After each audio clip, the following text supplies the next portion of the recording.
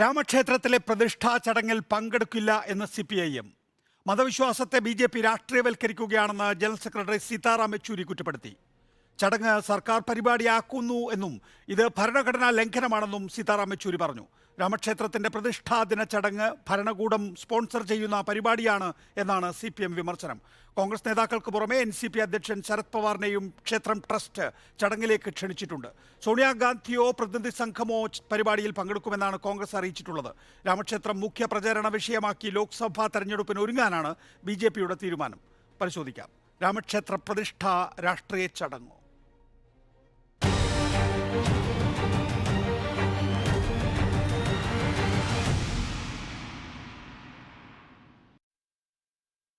P. Jayarajan, KV Thomas, B. Gopalakrishnan, Nizam Syed രാഷ്ട്രീയ നിരീക്ഷകൻ എന്നിവരാണ് നമ്മോടൊപ്പം ഉള്ളത്. ആദ്യം ശ്രീ P. ജയരാജൻ, എന്തുകൊണ്ടാണ് CPM ചടങ്ങിൽ പോകേണ്ട എന്ന് പറയുന്നത്? നോക്കൂ, സീതാറാം യെച്ചൂരി പറഞ്ഞിട്ടുണ്ട്, അല്ലെങ്കിൽ പോളിറ്റ് ബ്യൂറോയുടെ കമ്മ്യൂണിക്കെ നമുക്ക് ലഭ്യമാണ്, ഇതിനെ രാഷ്ട്രീയവൽക്കരിക്കുന്നു എന്നുള്ളതാണ്. BJP അത് രാഷ്ട്രീയവൽക്കരിക്കുന്നു എന്ന് പറയുമ്പോൾ ഇന്ത്യ മുന്നണി CPM പ്രധാനമായും ഭാഗഭാക്കായിട്ടുള്ള ഇന്ത്യ മുന്നണി ആ ചടങ്ങുമായി സഹകരിക്കുകയാണല്ലോ ചെയ്യുന്നത്. പക്ഷെ BJP അത് രാഷ്ട്രീയ പ്രചരണ വിഷയമാക്കുമ്പോൾ ബദൽ നറേറ്റീവ് സൃഷ്ടിക്കാൻ CPMനോ ഇന്ത്യ മുന്നണിക്കോ കഴിഞ്ഞിട്ടുണ്ടോ? ഇവിടെ നികേഷ് പറഞ്ഞതുപോലെ CPMൻ്റെ പോളിറ്റ് ബ്യൂറോ കൃത്യമായി അതിനോടുള്ള നിലപാട് പ്രഖ്യാപിച്ചിട്ടുണ്ട്. അതായത് മതത്തെ രാഷ്ട്രീയമായി ഉപയോഗപ്പെടുത്തുന്നു, ദുരുപയോഗം ചെയ്യുന്നു എന്ന ആക്ഷേപമാണ് CPIM പ്രധാനമായിട്ട് ഉന്നയിച്ചത്. അതുപോലെ തന്നെ മതപരമായ ചടങ്ങിനെ RSS BJP നേതാക്കൾ, പ്രധാനമന്ത്രി, UPയിലെ മുഖ്യമന്ത്രി മാത്രമല്ല ഉദ്യോഗസ്ഥന്മാരുമെല്ലാം പങ്കെടുക്കുന്നൊരു ചടങ്ങാക്കി അതിനെ മാറ്റുകയാണ്. അപ്പോൾ ഭരണകൂടത്തിന് മതപരമായിട്ടൊരു ചായ്വ് ഇവിടെ പ്രത്യക്ഷപ്പെടുകയാണ്. നമ്മുടെ രാജ്യത്തിൻ്റെ ഭരണഘടന രൂപപ്പെടുന്ന അവസരത്തിൽ മഹാനായിട്ടുള്ള അംബേദ്കർ കൃത്യമായി പറഞ്ഞിട്ടുണ്ട്, ഒരു ഹിന്ദു രാജ്യമായിട്ട് ഇന്ത്യ മാറുകയാണെങ്കിൽ അതിനേക്കാളും വലിയ അപകടമില്ല എന്നാണ്. അപ്പോൾ അപകടപരമായിട്ടുള്ള അത്തരമൊരു സാഹചര്യത്തിലേക്ക് കൊണ്ടുപോകാനാണ് മോദിയും കൂട്ടരും പരിശ്രമിക്കുന്നത്. RSSൻ്റെ 100ാം വാർഷികം ആഘോഷിക്കുന്ന പരിപാടി അടുത്ത വർഷം നടക്കുകയാണ്. അതിന് മുന്നോടിയായിട്ട് രാമക്ഷേത്ര നിർമ്മാണം BJPയുടെ ഒരു അജണ്ടയാണ്. ഇവിടെ രാജ്യത്ത് ഭരണഘടനയുടെ തത്വങ്ങൾ നോക്കിയാൽ ഇപ്പോൾ ആർട്ടിക്കിൾ 28 എന്ന് പറയുന്നത് വിദ്യാഭ്യാസ സ്ഥാപനങ്ങൾക്ക് മേൽ ചില നിയന്ത്രണം ഭരണഘടന തന്നെ പ്രഖ്യാപിച്ചിരിക്കുകയാണ്. നിങ്ങൾ സർക്കാരിൻ്റെ സഹായത്തോടു കൂടിയാണ്, ഫണ്ട് സഹായത്തോടു കൂടിയാണ് ഒരു വിദ്യാഭ്യാസ സ്ഥാപനം പ്രവർത്തിക്കുന്നതെങ്കിൽ അവിടെ മതപരമായിട്ടുള്ള കാര്യങ്ങൾ നടത്താൻ പാടില്ല എന്ന് ഭരണഘടനയിൽ തന്നെ കൃത്യമായി പറയുന്നുണ്ട്. ആ ഭരണഘടനയനുസരിച്ച് രാജ്യത്ത് രൂപപ്പെട്ട ഇന്ത്യൻ പാർലമെൻറ്റ് പാസ്സാക്കിയ ഒരു നിയമമുണ്ട്. ആ നിയമം 1988 നിയമമാണ്. Prevention of misuse of religious institutions, അതാണ് മതസ്ഥാപനങ്ങളുടെ ദുരുപയോഗം തടയൽ നിയമം 88 പാസ്സാക്കിയിട്ടുള്ള നിയമമാണ്. ആ നിയമമനുസരിച്ച് എന്താണ് രാഷ്ട്രീയ പ്രവർത്തനം എന്ന് പറഞ്ഞിട്ടുണ്ട്. ആ രാഷ്ട്രീയ പ്രവർത്തനം എന്ന് പറയുന്നത് മതപരമായ സ്ഥാപനങ്ങളെ രാഷ്ട്രീയ നേട്ടത്തിന് വേണ്ടി ആ ക്ഷേത്രത്തിൻ്റെയോ അല്ലെങ്കിൽ പള്ളിയുടെയോ ചർച്ചിൻ്റെയോ കോമ്പൗണ്ടിനകത്ത് ലഘുലേഖ വിതരണം പോലും ശിക്ഷാർഹമായിട്ടുള്ള കുറ്റമാക്കിയിട്ടൊരു നിയമമാണ് പാർലമെൻറ്റ് പാസ്സാക്കിയത്. ആ നിയമം ഇപ്പോഴും റദ്ദ് ചെയ്യപ്പെട്ടിട്ടില്ല, ഇപ്പോഴും നിലവിലുണ്ട്. 1991 ആരാധനാലയങ്ങളുടെ തൽസ്ഥിതി നിലനിർത്തുന്ന നിയമം, ആ നിയമവും നിലവിലുണ്ട്. അവിടെയാണ് ഇവിടെ BJP ഒരു രാഷ്ട്രീയ കാര്യപരിപാടിയായി തെരഞ്ഞെടുപ്പിൽ വോട്ട് കിട്ടുന്നതിന് വേണ്ടി വിശ്വാസികളായിട്ടുള്ള ജനങ്ങളെ തങ്ങളുടെ കീഴിൽ അണിനിരത്താൻ വേണ്ടിയുള്ള കൃത്യമായിട്ടൊരു വോട്ട് ബാങ്ക് രാഷ്ട്രീയം BJP പയറ്റിക്കൊണ്ടിരിക്കുന്നത്. അതിനെ കൃത്യമായി തിരിച്ചറിഞ്ഞുകൊണ്ടാണ് CPIM നിലപാട് സ്വീകരിച്ചത്. തീർച്ചയായും ദയവായി തുടരുക ശ്രീ P. ജയരാജൻ. ഞാൻ മടങ്ങിയെത്താം അങ്ങയിലേക്ക്. ശ്രീ ഗോപാലകൃഷ്ണൻ, ഇതാണ് CPMന്റെ നിലപാട്.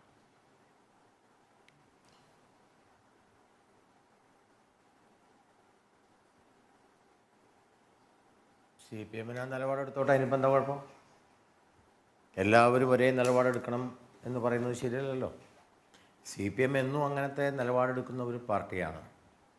ഞങ്ങളിലില്ല ഹൈന്ദവ രക്തം, ഞങ്ങളിലില്ല ക്രൈസ്തവ രക്തം, ഞങ്ങളിലില്ല ഇസ്ലാം രക്തം, ഞങ്ങളിലുള്ളത് മാനവരക്തം. ഇതൊരു കാലഘട്ടത്തിലുണ്ടായിരുന്നു. പിന്നെ ആ മുദ്രാവാക്യം ഒന്നും മാറി. ഞങ്ങളിലില്ല ഹൈന്ദവ രക്തം, ഞങ്ങളിലില്ല ക്രൈസ്തവ രക്തം, ഞങ്ങളിലുള്ളത് ഇസ്ലാം രക്തം എന്ന രീതിയിലേക്ക് ചെറുതായിട്ടൊന്ന് മാറി. അങ്ങനെ ഇടയ്ക്കിടയ്ക്ക് മാറ്റം വരുത്തിക്കൊണ്ടിരിക്കുന്ന പാർട്ടിയാണ് CPM. അവർക്ക് അവരുടേതായിട്ടുള്ള അഭിപ്രായമുണ്ട്, അവർക്ക് അവരുടേതായിട്ടുള്ള സ്വാതന്ത്ര്യമുണ്ട്, അവർക്ക് അവരുടേതായിട്ടുള്ള നിലപാടുണ്ട്. ഇപ്പോൾ നമ്മുടെ കേരളത്തിൽ വാസ്തവത്തിൽ ബാബറി മസ്ജിദ് പൊളിച്ച് അവിടെ രാമക്ഷേത്രം പണിയണമെന്ന് ആദ്യം പറഞ്ഞ രാഷ്ട്രീയ നേതാവായ ഞാൻ മനസ്സിലാക്കുന്ന ആദ്യത്തെ രാഷ്ട്രീയ നേതാവ് സഖാവ് EMS നമ്പൂതിരിപ്പാടാണ്. അദ്ദേഹത്തിൻ്റെ ആ സ്റ്റേറ്റ്മെൻറ്റ് അന്നത്തെ മാതൃഭൂമിയിൽ വെണ്ടക്കാക്ഷരത്തിൽ വന്നിരുന്നു. ഞാൻ ആ മാതൃഭൂമി എടുത്ത് സൂക്ഷിച്ചു വെച്ചിട്ടുണ്ട്. സംശയമുള്ള ആൾക്കാർക്ക് ആർക്കെങ്കിലും ഉണ്ടെങ്കിൽ അത് കൊടുക്കാൻ തയ്യാറുമാണ്. അപ്പോൾ അതന്നത്തെ അദ്ദേഹത്തിൻ്റെ നിലപാടായിരുന്നു. അതിനുശേഷം നിലപാടുകൾ മാറിയിട്ടുണ്ടാവും.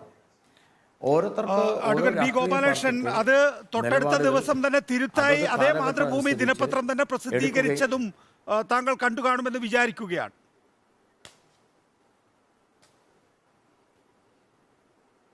ഇല്ല, ഞാനത് കണ്ടിട്ടില്ല. അത് കണ്ടാൽ വിരോധമില്ല. ഞാൻ കണ്ടിട്ടില്ല. ഞാൻ കണ്ടത് രാമക്ഷേത്രം, അതായത് ബാബറി മസ്ജിദ് പൊളിച്ച് രാമക്ഷേത്രം പണിയണം, സഖാവ് EMS നമ്പൂതിരിപ്പാട്. ആ മാതൃഭൂമി പത്രത്തിലാണ് ഞാൻ കണ്ടത്. തിരിച്ച് വന്ന വാർത്ത ഞാൻ കണ്ടിട്ടില്ല. എനിക്കതിൽ വിരോധമില്ല. കാരണം ഞാൻ പറഞ്ഞല്ലോ, നിലപാടുകൾ മാറുകയും മാറ്റുകയും ചെയ്യും. പലപ്പോഴും CPM അങ്ങനെയാണല്ലോ. CPM എത്രയോ നിലപാടുകൾ മാറ്റി. സ്വാതന്ത്ര്യ സമരം അത് കരിദിനമായി പ്രഖ്യാപിച്ചു. CPM എത്രയോ വർഷം കരിദിനമായി പ്രഖ്യാപിച്ചതാണ്. CPM സ്വാതന്ത്ര്യ സമരം ആഘോഷിക്കാത്തവരാണ്, ആചരിക്കാത്തവരാണ്. ഇന്ത്യക്ക് സ്വാതന്ത്ര്യം കിട്ടിയിട്ടില്ല. ഇപ്പം കിട്ടിയത് ബൂർഷാസിയുടെ സ്വാതന്ത്ര്യമാണ്. ഇന്ത്യക്ക് ഇങ്ങനെ രണ്ടായി മുറിച്ചാൽ പോരാ, 17ആയി മുറിക്കണം. അത് CPM-ന്റെ നിലപാട്, കമ്മ്യൂണിസ്റ്റ് പാർട്ടിയുടെ നിലപാട്. 2024 ലോക്സഭാ തെരഞ്ഞെടുപ്പിന്റെ ഏറ്റവും പുതിയ പ്രചരണ വിഷയമായി തന്നെയാണ് ഇപ്പോൾ രാമക്ഷേത്ര നിർമ്മാണത്തെ BJP കാണുന്നത്. നോക്കൂ, നരേന്ദ്രമോദി പാർലമെന്ററി പാർട്ടിയിൽ പറഞ്ഞതുപോലെ 303 എന്നുള്ളത് ഉയർത്തണം. 50% മുകളിലുള്ള വോട്ടിലേക്ക് BJP പോകേണ്ടതിൻ്റെ രാഷ്ട്രീയ പ്രചാരണ ഘട്ടം, വളരെ പ്രധാനപ്പെട്ട ഘട്ടമാണ് ഈ പറയുന്ന രാമക്ഷേത്ര നിർമ്മാണം എന്ന് പറയുന്നത്. അത് ആ നിലയിൽ തന്നെയാണ് BJP കാണുന്നത്. ശ്രീ ഗോപാലകൃഷ്ണൻ,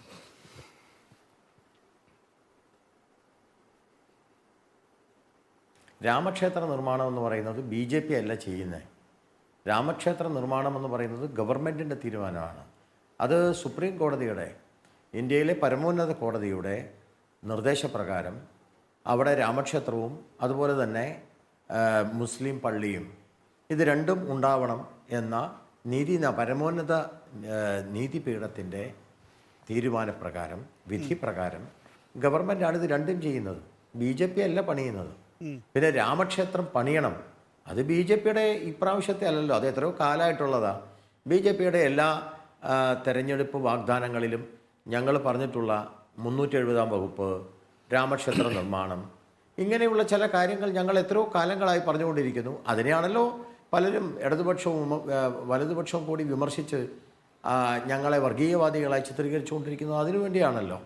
അതാണല്ലോ അവരുടെ ഏറ്റവും വലിയ എന്താ പറയുക, തെരഞ്ഞെടുപ്പ് പ്രചരണം. ആ തെരഞ്ഞെടുപ്പ് പ്രചരണത്തിലാണല്ലോ ഞങ്ങളെ വർഗീയവാദികളായി ചിത്രീകരിക്കാറ് എത്ര കൊല്ലമായിട്ട്.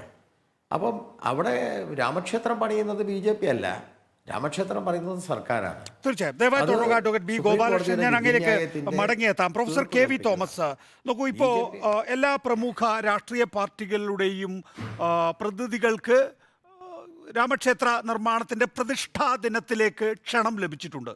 CPIM-നെ സംബന്ധിച്ചിടത്തോളം ആ ക്ഷണം ഇതിനകം തന്നെ അവർ നിരാകരിച്ചു കഴിഞ്ഞിരിക്കുന്നു. നേരത്തെ CP ജയരാജൻ ചൂണ്ടിക്കാണിച്ചതുപോലെ പോളിറ്റ് ബ്യൂറോ അക്കാര്യത്തിൽ വ്യക്തത വരുത്തിയിരിക്കുന്നു. കോൺഗ്രസ് സോണിയാഗാന്ധിയോ അല്ലെങ്കിൽ ഈ പ്രതിഷ്ഠാദിന ചടങ്ങിൽ പങ്കെടുക്കും എന്നാണ് മനസ്സിലാക്കുന്നത്. ആ നിലയിലാണ് കോൺഗ്രസ് ഇതിനകം തന്നെ പ്രതികരിച്ചിരിക്കുന്നത്. ഇതിനകത്ത് ഞാൻ നേരത്തെ CP ജയരാജനോട് ചോദിച്ചതുപോലെ തന്നെ കഴിഞ്ഞ 5 സംസ്ഥാനങ്ങളിലെ നിയമസഭാ തെരഞ്ഞെടുപ്പിൽ ഈ രാമക്ഷേത്ര നിർമ്മാണവുമായി ബന്ധപ്പെട്ട വിഷയങ്ങൾ പ്രത്യേകിച്ച് ഹിന്ദി സംസ്ഥാനങ്ങളിലൊക്കെ തന്നെ ഉയർന്നു വരികയും അതിനോട് ഒരു യോജിച്ച് നിൽക്കുന്ന സമീപനമാണ് കമൽനാഥ് ആയാലും അതുപോലെ തന്നെ അശോക് ഗെഹ്ലോട്ട് ആയാലും ഒക്കെ തന്നെയും സ്വീകരിച്ചു പോന്നിട്ടുള്ളത്. ഒരു ഇന്ത്യ മുന്നണി ഇക്കാര്യത്തിൽ ഇപ്പോൾ CPM വേറിട്ടൊരു നിലപാടെടുക്കുന്നു, കോൺഗ്രസ് വേറിട്ടൊരു നിലപാടെടുക്കുന്നു. ഒരു യോജിച്ച നിലപാടിലേക്ക് പോകാൻ സാധിക്കില്ല. ഒരു രാമക്ഷേത്ര നിർമ്മാണമാണ് ബി ജെ പി പ്രധാന അജണ്ടയായി 2024 മുന്നോട്ട് വെക്കുന്നതെങ്കിൽ അതിനൊരു ബദൽ നെറേറ്റീവ് ഉണ്ടാക്കാൻ, ബദൽ ആഖ്യാനം ഉണ്ടാക്കാൻ യഥാർത്ഥത്തിൽ ഇന്ത്യ മുന്നണിക്ക് യോജിച്ചൊരു തീരുമാനത്തിലെത്താൻ സാധിക്കില്ല എന്നാണോ കരുതേണ്ടത് പ്രൊഫസർ കെ വി തോമസ്? പല ദേശീയ പ്രശ്നങ്ങളിലും ഇത്തരത്തിലുള്ള ഒരു ഇന്ത്യ മുന്നണിക്ക് യോജിക്കാൻ കഴിയില്ല എന്ന് നാം ഇതിനകം കണ്ടിട്ടുണ്ട്. പക്ഷേ ബി ജെ പി എതിർക്കുന്ന കാര്യത്തിൽ, ബി ജെ പി തീവ്ര ഹിന്ദുത്വത്തെ എതിർക്കുന്ന കാര്യത്തിൽ, ഏകാധിപത്യത്തെ എതിർക്കുന്ന കാര്യത്തിലൊക്കെ എല്ലാവരും ഒന്നിച്ചു നിൽക്കുന്നു. അത് ബി ജെ പി എതിർക്കുന്നതിന് വേണ്ടിയാണ്. ഇവിടെ എന്താ പ്രശ്നം? ഇവിടെ ഈ ബാബറി മസ്ജിദ് പൊളിക്കുന്ന ദിവസം ഞങ്ങളൊക്കെ സെൻട്രൽ ഹോട്ടൽ ഉള്ള സന്ദർഭത്തിൽ വളരെ ഞെട്ടലോട് കൂടിയാണെന്ന് കേട്ടത്.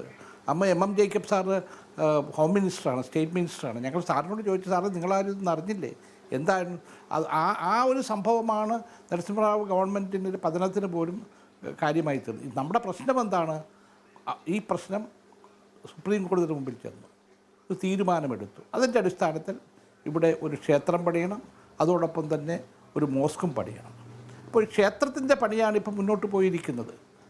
അതിനുള്ള പ്രശ്നം എന്താ? അതിപ്പോൾ തിരഞ്ഞെടുപ്പ് വരുന്നതിൻ്റെ പശ്ചാത്തലത്തിൽ ഒരു തീവ്ര ഹിന്ദുത്വത്തിലേക്ക് നീങ്ങുന്നു. പ്രധാനമന്ത്രി ഉൾപ്പെടെ ഇതിൻ്റെ അകത്ത് വലിയ പ്രചാരം കൊടുത്തിരിക്കുന്നു. ബി ജെ പിയും ബി ജെ പിയുടെ മറ്റ് സംഘടനകളുമൊക്കെ മുന്നോട്ട് വന്നിരിക്കുന്നു. അങ്ങനെ തീവ്രമായ ഒരു ഹിന്ദുത്വ ഫീലിംഗ്, ഒരു കാഴ്ചപ്പാട്, ചിന്ത, അത് നമുക്ക് ഗുണകരമാണോ? തീർച്ചയായിട്ടും ആലോചിക്കേണ്ട ഒരു കാര്യമല്ലേ? അത് ഇവിടെ രാജ്യത്ത് ഇതിൻ്റെ പേരിൽ നാളെ ഒരു യുദ്ധമുണ്ടാക്കാൻ കഴിയുമോ? ഏറ്റുമുട്ടാൻ കഴിയുമോ? നമുക്ക് ആവശ്യത്തിൽ കൂടുതൽ പ്രശ്നങ്ങളുണ്ട്. അതുകൊണ്ട് തീർച്ചയായും ഇത് എതിർക്കുന്നത് ഇത് പൊളിറ്റിക്കലൈസ് ചെയ്യുന്നു. ഇവിടെ രാമക്ഷേത്രം വന്നോട്ടെ, ആർക്കാ വിരോധം? അവിടെ ഒരു മോസ്ക് വരണം, അതുകൂടെ കൊണ്ടുവരണ്ടേ? അത് വോട്ടിന് വേണ്ടിയായി മാറ്റുമ്പോഴാണ് പ്രശ്നം വരുന്നത്. അത് പ്രധാനമന്ത്രി തന്നെ, ഇപ്പോൾ പ്രധാനമന്ത്രി ഇവിടെ മാത്രമല്ല, ഞാൻ പുതിയ പാർലമെൻറ്റ് മന്ദിരം വന്ന സന്ദർഭത്തിൽ ഡൽഹിയിലുണ്ട്. അവിടെ പൂജാരികളോടുകൂടി ലോക്സഭയുടെ സ്പീക്കറുടെ ഇരിക്കുന്ന മണ്ഡപത്തിൽ കയറി അദ്ദേഹം, പ്രധാനമന്ത്രി തന്നെയാണ് ഇവിടെ പൂജ കാര്യങ്ങളൊക്കെ ചെയ്തത്. അപ്പോൾ ഇതൊക്കെ കാണുമ്പോൾ ഉണ്ടാകുന്നൊരു വികാരം, അത് ഇവിടെ രാജ്യത്ത് തീവ്രമായ മതവികാരമുണ്ടാക്കാൻ ഉള്ള സാഹചര്യമുണ്ടാക്കും. അതുകൊണ്ടാണ് രാമക്ഷേത്രത്തിൻ്റെ ഈ പണി തുടങ്ങുന്ന സന്ദർഭത്തിൽ തീർച്ചയായിട്ടും ആശങ്കകളുണ്ട്. ആശങ്കകൾ മാറ്റിക്കൊണ്ട് പോകേണ്ട ബാധ്യത ഗവൺമെൻറ്റിനുണ്ട്, പൊതുസമൂഹത്തിനുണ്ട്. പ്രൊഫസർ കെ വി തോമസ്, ഇതിനകം തന്നെ കോൺഗ്രസ് നിലപാട് വ്യക്തമാക്കി കഴിഞ്ഞിട്ടുണ്ട്. 11 വെള്ളി ഫലകങ്ങൾ ഇതിനകം തന്നെ കമൽനാഥ് അയച്ചിട്ടുണ്ട്. മാത്രമല്ല പൂജാ ചടങ്ങിലേക്ക് തങ്ങളെ ക്ഷണിക്കാത്തതിൽ വലിയ നിലയിൽ കുപിതനായിരുന്നു കമൽനാഥ്. ഏതാണ്ട് സമാനമായ നിലപാടാണ് പ്രിയങ്ക ഗാന്ധിയും എടുത്തിട്ടുള്ളത്. ഇപ്പോൾ എന്തായാലും കോൺഗ്രസ് പ്രതിനിധി സംഘത്തെ അയക്കുന്നുണ്ട് എന്നാണല്ലോ നമ്മൾ അനൗപചാരികമായി മനസ്സിലാക്കുന്നത്. സോണിയാഗാന്ധി അല്ലെങ്കിൽ പ്രതിനിധി സംഘം. കോൺഗ്രസിനെ സംബന്ധിച്ചിടത്തോളം ഇപ്പോൾ പ്രത്യേകിച്ച് ഹിന്ദി സംസ്ഥാനങ്ങളിലെ ഏറ്റവും പ്രധാനപ്പെട്ട തെരഞ്ഞെടുപ്പ് വിഷയമാകാൻ പോകുന്ന രാമക്ഷേത്ര നിർമ്മാണത്തിൻ്റെ അല്ലെങ്കിൽ പ്രതിഷ്ഠാദിന ചടങ്ങിൻ്റെ പങ്കാളിത്തത്തിൽ ഉൾപ്പെടുക എന്നുള്ളതിനപ്പുറത്തേക്ക് വേറെ ഒരു സാധ്യതയുമില്ല.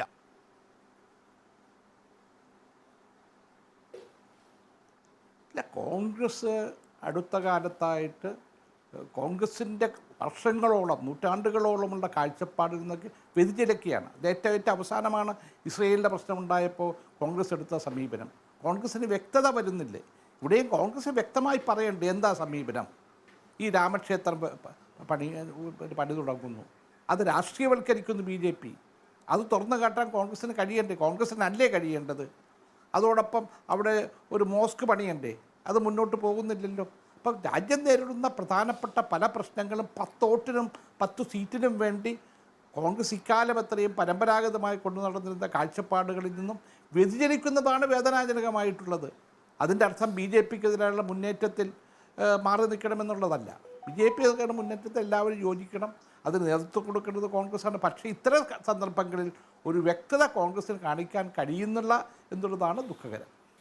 ശ്രീ നിസാം സയ്യിദ്, മതേതരവാദികളുടെ കണ്ണീര് വീണിട്ടുണ്ട് എന്നുള്ള കാര്യത്തിൽ സംശയമില്ലല്ലോ. അവിടെയാണ് പറയുന്നത് കമൽനാഥ് 1984 മസ്ജിദിൽ ക്ഷേത്രം തുറന്നു കൊടുത്തത് രാജീവ് ഗാന്ധിയാണ് എന്ന്. പിന്നീട് നരസിംഹറാവുവിൻ്റെ കാലഘട്ടത്തിലാണ് ബാബറി മസ്ജിദ് തകർന്നു വീഴുന്നത്. ഇപ്പോൾ പ്രൊഫസർ കെ വി തോമസ് ചൂണ്ടിക്കാണിച്ചതുപോലെ തന്നെ സുപ്രീം കോടതി വിധിയുണ്ട്. സുപ്രീം കോടതി വിധിയിൽ രാമക്ഷേത്ര നിർമ്മാണത്തിന് വേണ്ടി ഭൂമി വിട്ടുകൊടുത്തിരിക്കുന്നു. അതേസമയം 5 ഏക്കർ ഭൂമി മസ്ജിദിന് വേണ്ടി നീക്കിവെച്ചിരിക്കുന്നു. നീക്കിവെച്ചെടുത്ത് കാര്യങ്ങൾ നിൽക്കുന്നു. അതിൻ്റെ പണി തുടങ്ങിയിട്ട് പോലുമില്ല എന്നുള്ളതും നമുക്കറിയാം. ഈ കാര്യങ്ങളിൽ ഒന്നും ഒരു വ്യക്തതയാകാതെ കോൺഗ്രസിന് എങ്ങനെയാണ് ഇപ്പോൾ പ്രതിഷ്ഠാ ദിനത്തിൽ പങ്കെടുക്കാനാകുന്നത്?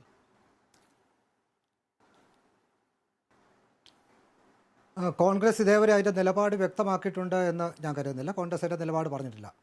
പക്ഷേ കോൺഗ്രസ് അതിൻ്റെ നിലപാട് വ്യക്തമാക്കി ഈ ചടങ്ങിൽ പങ്കെടുക്കുകയാണെങ്കിൽ ഞാൻ അതിലൊരു അത്ഭുതവും കാണുന്നില്ല, ഞാനതിലൊരു തെറ്റും കാണുന്നില്ല. ഒന്നാമതായി, ഇത് ഒരു സുപ്രീം കോടതി വിധിയുടെ അടിസ്ഥാനത്തിൽ സുപ്രീം കോടതി ചുമതലപ്പെടുത്തിയ ഒരു ട്രസ്റ്റ് നിർമ്മിച്ച രാമക്ഷേത്രമാണ്. ആ രാമക്ഷേത്രത്തിൻ്റെ ഉദ്ഘാടനത്തിന് കോൺഗ്രസിനെ ക്ഷണിച്ചാൽ കോൺഗ്രസ് പങ്കെടുക്കുന്നതിൽ നിയമപരമായി എന്തെങ്കിലും തെറ്റുള്ളതായി നമുക്ക് കരുതാൻ കഴിയില്ല. ആ വിധിയെക്കുറിച്ച് നമുക്കൊക്കെ അഭിപ്രായ വ്യത്യാസമുണ്ടാകാം, നിരാശ ഉണ്ടാകാം. പക്ഷേ ആ വിധി യാഥാർത്ഥ്യമാണ്. ആ വിധി അനുസരിച്ചുണ്ടായ ഒരു ക്ഷേത്രമാണ്. ആ ക്ഷേത്രത്തിൻ്റെ നിർമ്മാണത്തിൽ കോൺഗ്രസ് പങ്കെടുക്കുന്നെങ്കിൽ അതിലെന്തെങ്കിലും തെറ്റുണ്ട് എന്ന് ഞാൻ കരുതുന്നില്ല. പക്ഷേ രാമക്ഷേത്ര നിർമ്മാണമാണോ ഇന്ത്യ നേരിടുന്ന ഏറ്റവും പ്രധാനപ്പെട്ട പ്രശ്നം? ഇന്ത്യ നേരിടുന്ന ഏറ്റവും പ്രധാനപ്പെട്ട ഇപ്പോഴത്തെ പ്രശ്നം ഇന്ത്യൻ ജനാധിപത്യം നിലനിൽക്കുക എന്നുള്ളതാണ്. ഇന്ത്യൻ ജനാധിപത്യത്തിന് വലിയ ഭീഷണികൾ നേരിടുന്ന ഒരു കാലത്താണ് നാം ജീവിക്കുന്നത്. അതായത് ഇന്ത്യൻ ജനാധിപത്യത്തെ ഒരു ഇലക്റ്റഡ് ഓട്ടോക്രസിയാക്കി മാറ്റുവാനുള്ള ശ്രമങ്ങൾ നടത്തിക്കൊണ്ടിരിക്കുന്നു. പ്രതിപക്ഷത്തെ ഏതാണ്ട് പൂർണ്ണമായും നമുക്ക് പൊതുവായി ഒരുപാട് കാര്യങ്ങൾ ഈ വിഷയത്തിൽ പറയാനുണ്ടാവും. പക്ഷേ നമ്മൾ ആ വിഷയത്തിലേക്ക് ഒന്ന് ചുരുങ്ങിയാൽ ഞാൻ പറയുന്ന വിഷയത്തിലേക്ക് കേൾക്കൂ, എന്നെ പറയാൻ അനുവദിക്കൂ. പ്രകോപിതനാകാതെ ഞാൻ അതിനകത്ത് ഉപചോദ്യം ചോദിക്കുന്നത് ആ വിഷയത്തിലേക്ക് ചുരുങ്ങാൻ വേണ്ടിയിട്ടാണ്. എന്നെ പറയാൻ അനുവദിക്കാൻ, എനിക്ക് പറയാനുള്ളത് കേൾക്കാൻ നികേഷ്, എന്നെ പറയാനുള്ള അനുവദിക്കണ്ടേ നികേഷ്? ഞാൻ എന്റെ വാദം എന്താണെന്ന് മനസ്സിലായിട്ട് നികേഷ് എതിർക്കൂ. അല്ല, നമ്മൾ വിശാലമായി അത് ചർച്ച ചെയ്യാനാണ്. ഒരുപാട് കാര്യങ്ങൾ വരും. ഞാൻ ആ വിഷയത്തിലൊന്നും ജനാധിപത്യം ഭീഷണിയിലാകും. ആ ഇന്ത്യൻ ജനാധിപത്യം ഭീഷണി, ഈ ഇന്ത്യൻ ജനാധിപത്യത്തെ ഭീഷണിപ്പെടുത്തുവാൻ BJPക്ക് നൽകുന്ന കരുത്ത് എവിടുന്നാണ്? കഴിഞ്ഞ 3 സംസ്ഥാന തെരഞ്ഞെടുപ്പിൽ BJPക്ക് നേടിയ വിജയമാണ് ഇന്ത്യൻ ജനാധിപത്യത്തെ ഒരു ഇലക്റ്റഡ് ഓട്ടോക്രസിയാക്കി മാറ്റുവാൻ BJPക്ക് നൽകുന്ന കരുത്ത്. ആ വിജയം ഹിന്ദുത്വ എന്ന പ്രത്യയശാസ്ത്രത്തിൻ്റെ അടിസ്ഥാനത്തിൽ നേടിയതാണ് എന്ന് BJP വിശ്വസിക്കുന്നു. ആ ഹിന്ദുത്വ പ്രത്യയശാസ്ത്രത്തിന് ഇന്ന് ഇന്ത്യയിലെ വലിയ വിഭാഗം ജനങ്ങളിൽ ഒരു സ്വാധീനമുണ്ട്, ഒരു സ്വീകാര്യതയുണ്ട്. അതുകൊണ്ട് ആ ഹിന്ദുത്വ പ്രത്യയശാസ്ത്രത്തെ വലിയ ശക്തിയോടുകൂടി മുന്നോട്ട് കൊണ്ടുപോകണം എന്ന് അവർ വിശ്വസിക്കുന്നു. നമുക്കറിയാം, ഹിന്ദുത്വ എന്ന പ്രത്യയശാസ്ത്രം വളരെ വിദ്വേഷം നടന്ന അപരവൽക്കരണത്തിലൂടെ മുന്നോട്ട് പോകുന്ന ഒരു പ്രത്യയശാസ്ത്രമാണ്. ആ പ്രത്യയശാസ്ത്രത്തിൻ്റെ നിലപാടല്ല ഹിന്ദു മതത്തിനുള്ളത് എന്ന് പറയാം. സഹിഷ്ണുതയുടെയും സംയമനത്തിൻ്റെയും സഹജഭാവത്തിൻ്റെയും ഒക്കെ ഒരു വിശ്വാസ പ്രമാണമായാണ് നാം ഹിന്ദുമതത്തെ കണ്ടിട്ടുള്ളത്. അപ്പോൾ ഹിന്ദുമതവും ഹിന്ദുത്വവും തമ്മിലുള്ള നേർവരമ്പുകളെ, അതിർവരമ്പുകളെ ഇല്ലാതാക്കുക എന്നൊരു പ്രോജക്റ്റാണ് BJPക്കുള്ളത്. അങ്ങനെ ഹിന്ദു വിശ്വാസങ്ങൾക്ക് വിരുദ്ധമായി നിൽക്കുന്ന, അല്ലെ ഹിന്ദു വിശ്വാസങ്ങൾക്ക് എതിരായി നിൽക്കുന്നവരാണ് മറ്റ് രാഷ്ട്രീയ പാർട്ടികളെല്ലാം. ഹിന്ദു വിശ്വാസത്തിൻ്റെ മൊത്ത കച്ചവടക്കാർ ഞങ്ങളാണ് എന്ന് വരുത്തി തീർക്കുക എന്നുള്ളതാണ് BJPയെ സംബന്ധിച്ചിടത്തോളം അവരുടെ ഏറ്റവും വലിയ രാഷ്ട്രീയ ലക്ഷ്യം. അതിനുള്ള ഒരു അവസരമായാണ് BJP ഈ രാമക്ഷേത്ര നിർമ്മാണത്തെ കാണുന്നത്. അപ്പം രാമക്ഷേത്ര നിർമ്മാണം നമുക്കെല്ലാവർക്കും അറിയാം. ശ്രീരാമസ്വാമികൾ നോർത്ത് ഇന്ത്യയിലെ ഹിന്ദി ഭൂമിയിലെ വലിയ വിഭാഗം ജനങ്ങളുടെ ഒരു വലിയ ജീവിത യാഥാർത്ഥ്യമാണ്. ആ ജീവിത യാഥാർത്ഥ്യം അവർ ഉൾക്കൊള്ളുന്ന വികാരമാണ്. ആ വികാരത്തിനെതിരെ നിൽക്കുന്നവരെ ഹിന്ദു വിരുദ്ധരായി കാണാൻ അവരെ സംബന്ധിച്ചുള്ള യാതൊരു ബുദ്ധിമുട്ടുണ്ടാവില്ല. അപ്പോൾ അങ്ങനെയുള്ള സാഹചര്യത്തിൽ ഈ ക്ഷേത്രത്തിന്റെ ഉദ്ഘാടനത്തിൽ പങ്കെടുക്കാത്തവരെ ഹിന്ദു വിരുദ്ധരായി ബ്രാൻഡ്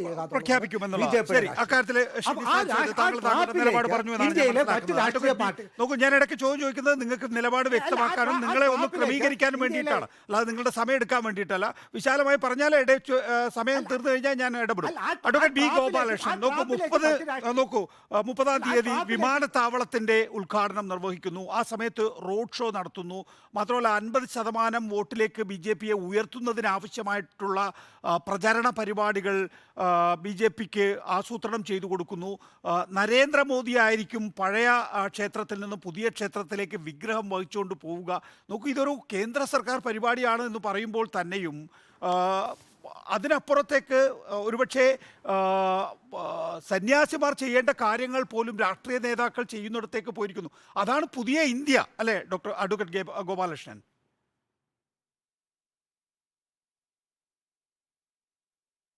JP നഡ്ഡയല്ലല്ലോ ചെയ്യുന്നത് ഇന്ത്യയുടെ പ്രധാനമന്ത്രിയാണ്. ഇന്ത്യയുടെ പ്രധാനമന്ത്രി എൻ്റെയും നിങ്ങളുടെയും ഇവിടുത്തെ CPM-ൻ്റെയും കോൺഗ്രസിൻ്റെയും പ്രധാനമന്ത്രിയാണ്. അദ്ദേഹത്തിന് അത് ചെയ്യാനുള്ള ധാർമ്മികമായ അവകാശമുണ്ട്. ഇന്ത്യയുടെ പ്രധാനമന്ത്രി ഒരു പാർട്ടിയുടെ പ്രതിനിധിയാവാൻ പാടില്ല എന്ന് ഭരണഘടന പറയുന്നുണ്ടോ? ഇല്ലല്ലോ.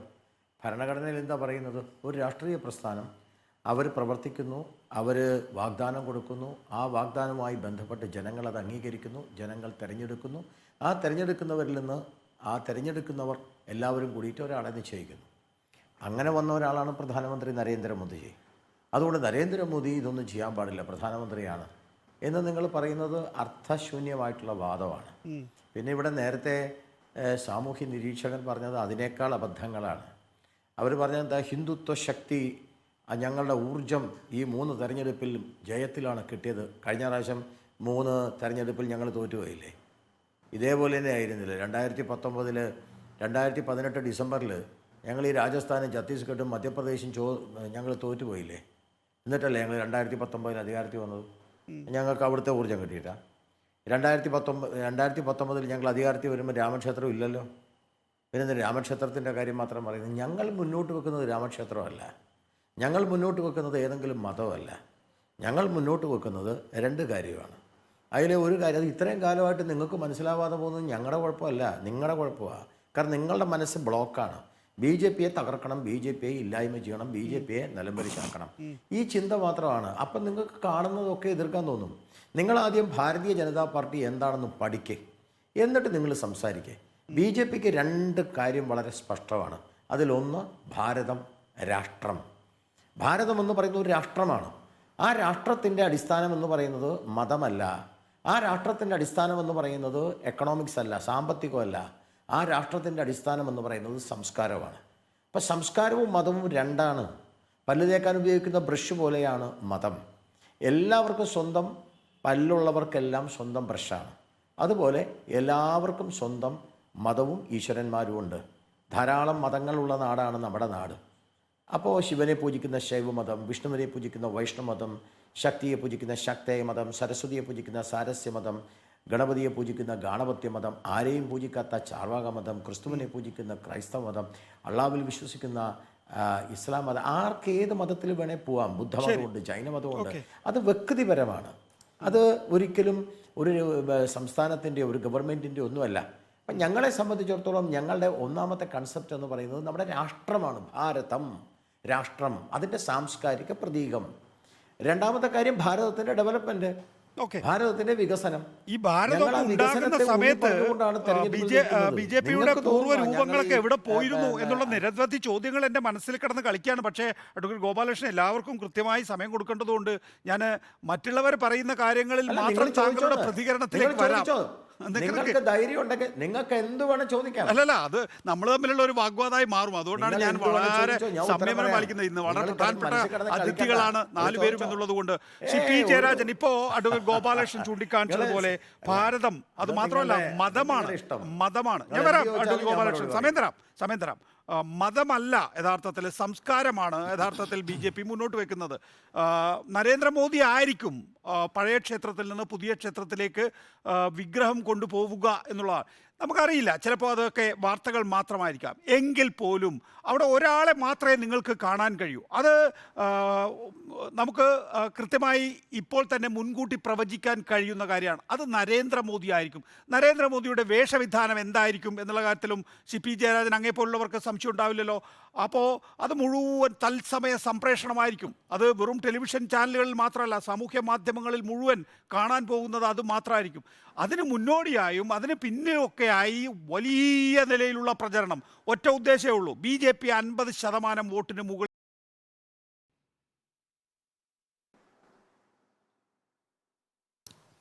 തീർച്ചയായിട്ടും അത് RSS സംഘപരിവാരത്തിൻ്റെ അജണ്ടയാണ്.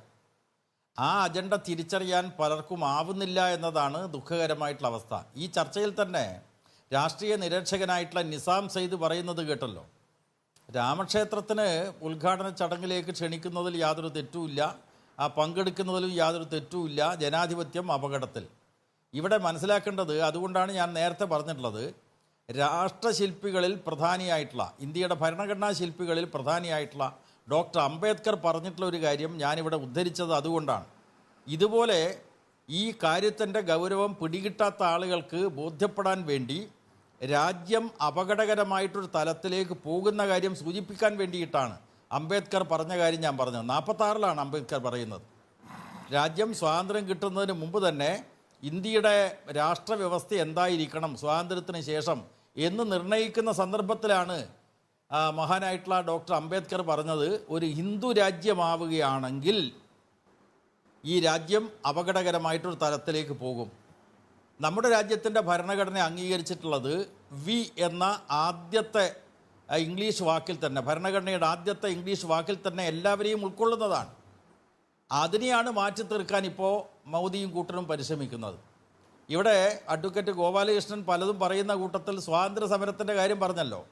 സ്വാതന്ത്ര്യ സമരത്തിൽ പങ്കെടുത്തവരാണ് കമ്മ്യൂണിസ്റ്റുകാർ, സ്വാതന്ത്ര്യദിനം ആചരിച്ചവരാണ് കമ്മ്യൂണിസ്റ്റുകാർ. അതേസമയം കിട്ടിയ ദേശീയ സ്വാതന്ത്ര്യം എങ്ങനെ വിനിയോഗിക്കണം എന്ന കാര്യത്തിൽ കോൺഗ്രസും, അധികാരത്തിൽ വന്ന കോൺഗ്രസും കമ്മ്യൂണിസ്റ്റ് പാർട്ടിയും തമ്മിൽ അഭിപ്രായ വ്യത്യാസം ഉണ്ടായിട്ടുണ്ട്. ആ അഭിപ്രായ വ്യത്യാസം ഇപ്പോഴും ഉണ്ട്. പക്ഷേ ഇന്നത്തെ സാഹചര്യത്തിൽ ആ ഭരണഘടനയിൽ പറഞ്ഞിട്ടുള്ള മൂല്യങ്ങൾ, ഭരണഘടനാ മൂല്യങ്ങൾ സംരക്ഷിക്കാനുള്ള പോരാട്ടമാണ് പ്രധാനം.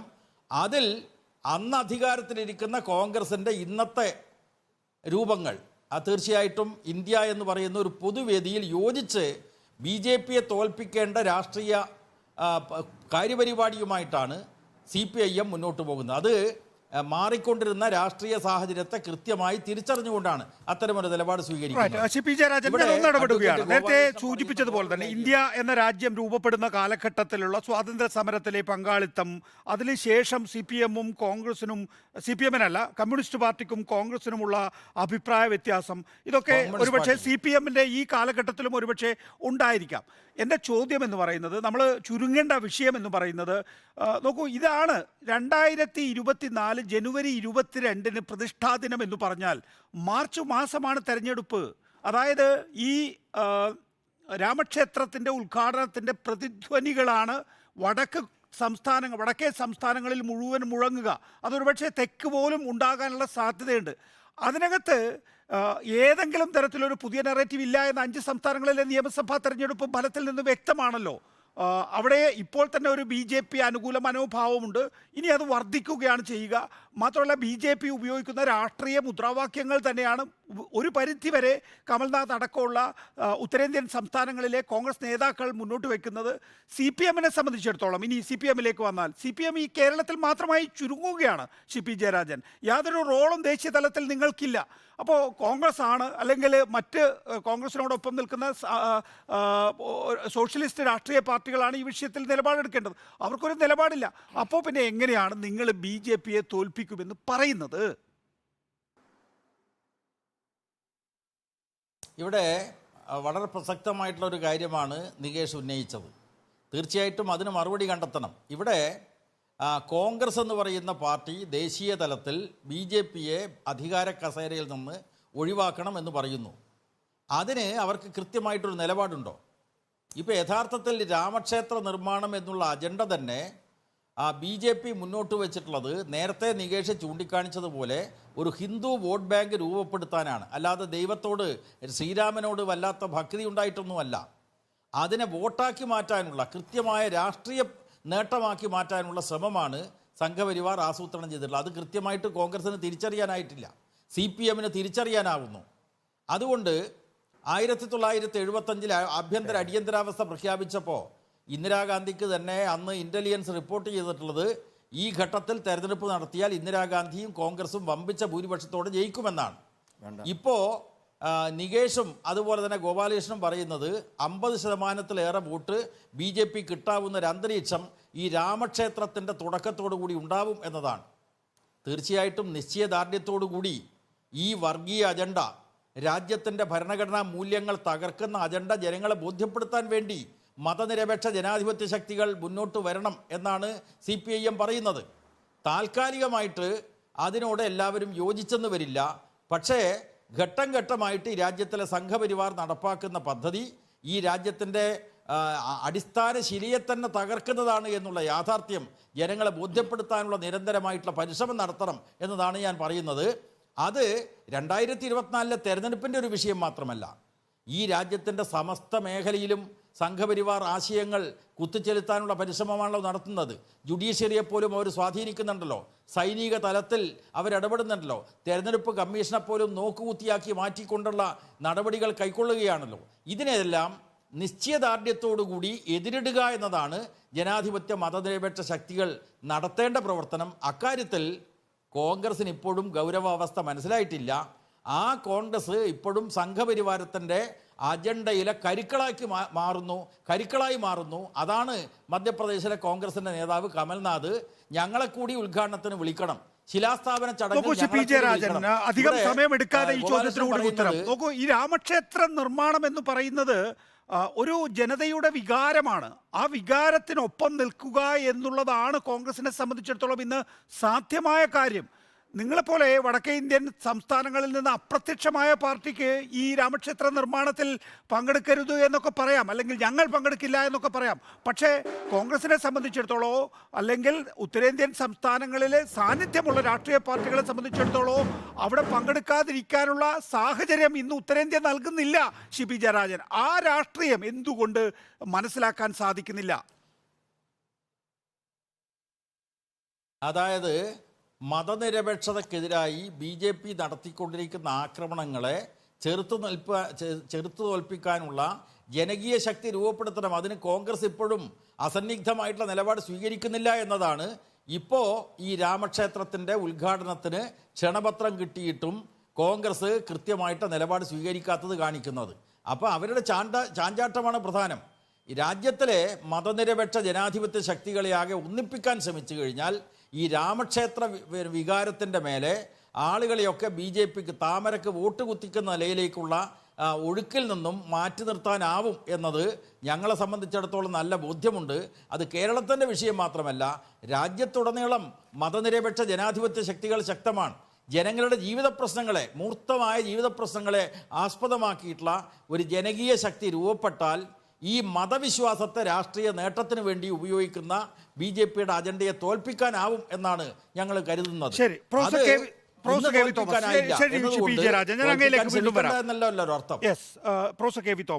നോക്കൂ, ഒരുപാട് പേരെ ക്ഷണിച്ചിട്ടുണ്ട്. അവരൊക്കെ കാണികളായിരിക്കും എന്ന കാര്യത്തിൽ തർക്കമൊന്നുമില്ല. മുഖ്യ റോൾ എടുക്കാൻ പോകുന്നത് നരേന്ദ്രമോദിയാണ്.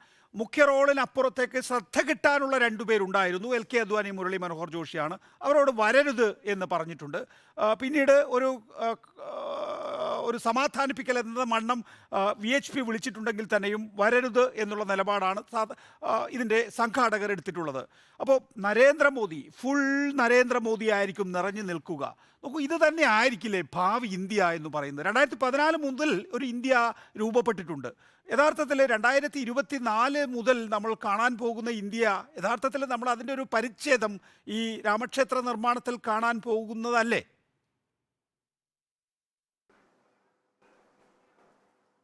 ഇന്ദിരാഗാന്ധി മുതലുള്ള പ്രധാനമന്ത്രിമാരെ നേരിട്ട് ബന്ധപ്പെടാൻ എനിക്ക് കഴിഞ്ഞിട്ടുണ്ട്. അതിലേറ്റവും ഏകാധിപതിയായ ഒരു പ്രധാനമന്ത്രിയായി കാണുന്ന നരേന്ദ്രമോദിയെ തന്നെയാണ്. അപ്പോൾ അദ്ദേഹത്തിൻ്റെ ഓഫീസിൽ ചെല്ലുന്നു. മുൻകാലഘട്ടങ്ങളിൽ ധാരാളം പത്രപ്രവർത്തകരുടെ ഫോട്ടോ എടുക്കും. അവിടെ തീരുമാനം ആര് ഫോട്ടോ എടുക്കണം, അദ്ദേഹം പങ്കെടുക്കുന്ന ഫങ്ഷൻസ് എങ്ങനെ കൊടുക്കണം, അങ്ങനെ ഒരു ഏകാധിപത്യ സ്വഭാവത്തിൽ വരുന്ന ഒരു നേതൃത്വത്തിലിരുന്നു കൊണ്ടാണ് 2024 ഇന്ത്യ പോകുന്നത്. ഇത് രാജ്യത്ത് ഗുണകരമാണ്. നമ്മുടെ മാധ്യമങ്ങൾക്ക് ഇപ്പോഴത്തെ കടിഞ്ഞാണ് നമുക്കറിയാം. മാത്രമല്ല, അദ്ദേഹം ഒരു വർഗീയതയുടെ തലപ്പത്തിരിക്കുകയാണ്. തീവ്ര ഹിന്ദുത്വത്തിന് വേണ്ടി അദ്ദേഹം നിൽക്കുകയാണ്. പ്രധാനമന്ത്രി തന്നെയാണ് രാമക്ഷേത്രത്തിൻ്റെ നിർമ്മാണ പ്രവർത്തനങ്ങളിൽ മുന്നിൽ നിൽക്കുന്നത്. അത് നയിക്കുന്ന മെസ്സേജ് എന്താണ്? പ്രധാനമന്ത്രി എന്ന നിലയിൽ ഇതൊരു സർക്കാർ ഏർപ്പാടല്ലല്ലോ പൂർണ്ണമായും. ഇത് സുപ്രീം കോടതി എടുത്തൊരു തീരുമാനപ്രകാരം ഇവിടെ ഒരു അമ്പലം പണിയണം, അതോടൊപ്പം ഒരു മോസ്കും പണിയണം. മോസ്ക് പണിയുന്നില്ല, അത് മുന്നോട്ട് പോയിട്ടേ ഇല്ല. അപ്പം ഇവിടെ കാണുന്ന ഈ രാഷ്ട്രീയവൽക്കരണം, അപകടകരമായ രാഷ്ട്രീയവൽക്കരണം, അത് തിരിച്ചറിയാൻ ഇന്ത്യൻ ജനതയ്ക്ക് കഴിയുമെന്നാണ് എൻ്റെ വിശ്വാസം. കോൺഗ്രസിനെ സംബന്ധിച്ചിടത്തോളം കോൺഗ്രസ് എന്ത് തീരുമാനമെടുക്കുമെന്ന് എനിക്കിപ്പോൾ പറയാൻ പറ്റില്ലെങ്കിൽ പോലും കോൺഗ്രസ് ഇത് വ്യക്തമായി കണ്ടുകൊണ്ട് ഇന്ത്യ മുന്നണിക്ക് നേതൃത്വം കൊടുക്കുന്നത് എന്ന നിലയിൽ ഈ മുന്നണിയിലുള്ളവരുടെ അഭിപ്രായം കൂടി മനസ്സിലാക്കിയ ഒരു തീരുമാനം കോൺഗ്രസ് എടുത്താൽ അതായിരിക്കും ജനാധിപത്യവും മര്യാദയും എന്ന് എനിക്ക് തോന്നുന്നു. റൈറ്റ്. ശ്രീ നിസാം സയ്യിദ്, നോക്കൂ, കോൺഗ്രസിനെ സംബന്ധിച്ചിടത്തോളം പങ്കെടുക്കാതിരിക്കാൻ കഴിയില്ല എന്നുള്ളത് ഒരു ഒരു നിലപാടായി വരികയാണ് എങ്കിൽ എങ്ങനെ ആയിരിക്കാം കോൺഗ്രസ് ഇവിടുത്തെ ന്യൂനപക്ഷങ്ങളോട് എന്തുകൊണ്ട് ഞങ്ങൾ പങ്കെടുക്കുന്നു എന്ന് വിശദീകരിക്കുക എന്നാണ് താങ്കൾ അനുമാനിക്കുന്നത്? ഇപ്പോൾ സുപ്രീം കോടതി വിധി അനുസരിച്ചാണ് രാമക്ഷേത്രം ഉയർന്നതെങ്കിൽ എവിടെ ബാബറി മസ്ജിദ് എന്നുള്ള ചോദ്യം കോൺഗ്രസിന് അഭിമുഖീകരിക്കേണ്ടി വരില്ലേ? അക്കാര്യത്തിലൊരു വിമർശനം കോൺഗ്രസ് ഉയർത്തിയതായി കാണുന്നില്ല.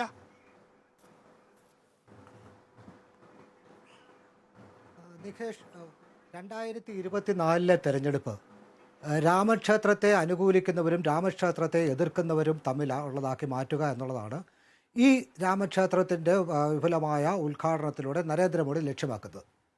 അത്തരമൊരു ട്രാപ്പിലേക്ക് ഏതാണ്ട് ഇന്ത്യയിലെ 80% ഹിന്ദുമത വിശ്വാസികൾക്ക് ഒരു വികാരമായി മാറിയ രാമക്ഷേത്രത്തെ എതിർക്കുന്നവർ എന്ന പേര് കോൺഗ്രസ് വഹിക്കണോ വേണ്ടയോ എന്നുള്ളത് ആണോ ഇന്ന് തെരഞ്ഞെടുപ്പിൽ അല്ലെങ്കിൽ ഫാഷിസത്തിനെതിരെയുള്ള പോരാട്ടത്തിൽ, ജനാധിപത്യത്തിന് വേണ്ടി പോരാട്ടത്തിൽ കോൺഗ്രസിന് സഹായകരമാകുക എന്ന് കോൺഗ്രസ് വ്യക്തമാക്കും എന്നാണ് ഞാൻ വിശ്വസിക്കുന്നത്.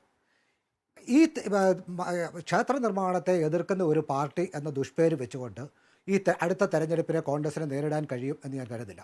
ഈ ക്ഷേത്ര നിർമ്മാണത്തെക്കാൾ പ്രധാനമാണ് ഇന്ത്യയിലെ ന്യൂനപക്ഷങ്ങളെ സംബന്ധിച്ചിടത്തോളം ഇന്ത്യയിലെ ജനാധിപത്യ അവകാശങ്ങൾ പുനഃസ്ഥാപിക്കപ്പെടുക, ഇന്ത്യയിലെ ജനാധിപത്യ സ്ഥാപനങ്ങളുടെ സ്വാതന്ത്ര്യം പുനഃസ്ഥാപിക്കപ്പെടുക, അവയുടെ വർഗീയവൽക്കരണം ഒഴിവാക്കുക. ഇതിനൊക്കെ BJPയെ തെരഞ്ഞെടുപ്പിൽ പരാജയപ്പെടുത്തിക്കൊണ്ട് മാത്രമേ കഴിയുള്ളൂ. നിഖേഷ് ന്യൂനപക്ഷ മതത്തിൽ വിശ്വാസപ്പെട്ടോ ന്യൂനപക്ഷ നാമങ്ങളുള്ള ഞാനോ അല്ലെങ്കിൽ CPMനോടോ കമ്മ്യൂണിസ്റ്റ് പാർട്ടികളോ വിശ്വാസത്തിൽ പ്രൊക്ലെയിംഡ് ആയിട്ടുള്ള നിലപാടുള്ള നിഖേഷോ ഒന്നും വിചാരിച്ചാൽ BJPയെ പരാജയപ്പെടുത്തുവാൻ കഴിയില്ല. BJP മുന്നോട്ട് വെക്കുന്ന ഹിന്ദു ഏകീകരണത്തിനെ തകർത്താൽ മാത്രമേ BJPയെ പരാജയപ്പെടുത്താൻ കഴിയുള്ളൂ. അതിന് ഹിന്ദുമത വിശ്വാസികളുടെ പിന്തുണയോടുകൂടി മാത്രമേ BJPയെ പരാജയപ്പെടുത്താൻ കഴിയുള്ളൂ. BJPയെ പരാജയപ്പെടുത്താൻ വേണ്ടി ശ്രമിക്കുമ്പോൾ ഹിന്ദുമത വിശ്വാസികളുടെ മൊത്ത കച്ചവടക്കാരായുള്ള അംഗീകാരം, ലൈസൻസ് BJPക്ക് കൊടുത്തു കഴിഞ്ഞാൽ പിന്നെ BJPയെ സംബന്ധിച്ചിടത്തോളം അത് വളരെ സൗകര്യപ്രദമാണ്. അവർക്ക് തെരഞ്ഞെടുപ്പിൽ വിജയിക്കാൻ മറ്റൊരു മുദ്രാവാക്യത്തിന്റെ ആവശ്യമില്ല. അവർ ഹിന്ദുക്കളുടെ താങ്കൾ പറയുന്നത് ഒരു ബദൽ നറേറ്റീവ് സാധിക്കില്ല, ജനങ്ങളൊക്കെ പോഴന്മാരാണ് എന്നാണ്. ബദൽ നറേറ്റീവ് എന്നല്ല, ബദൽ നരേറ്റീവ് ഉണ്ടാക്കുന്നത് പ്രധാന വിഷയങ്ങൾ, ഈ രാമക്ഷേത്രത്തിന് അപ്പുറത്തുള്ള പ്രധാന വിഷയങ്ങൾ, തൊഴിലില്ലായ്മ, സാമ്പത്തികമായ ജനങ്ങൾ നേരിടുന്ന പ്രശ്നങ്ങൾ, വിലക്കയറ്റം, ക്രമസമാധാന പ്രശ്നം, സ്ത്രീകളുടെ മേലെയുള്ള ആക്രമണങ്ങൾ, ഇങ്ങനെയൊക്കെയുള്ള വിഷയങ്ങൾ ഉയർത്തിക്കൊണ്ട് വരികയാണ് ബദൽ നരേറ്റീവ് എന്ന് പറയുന്നത്.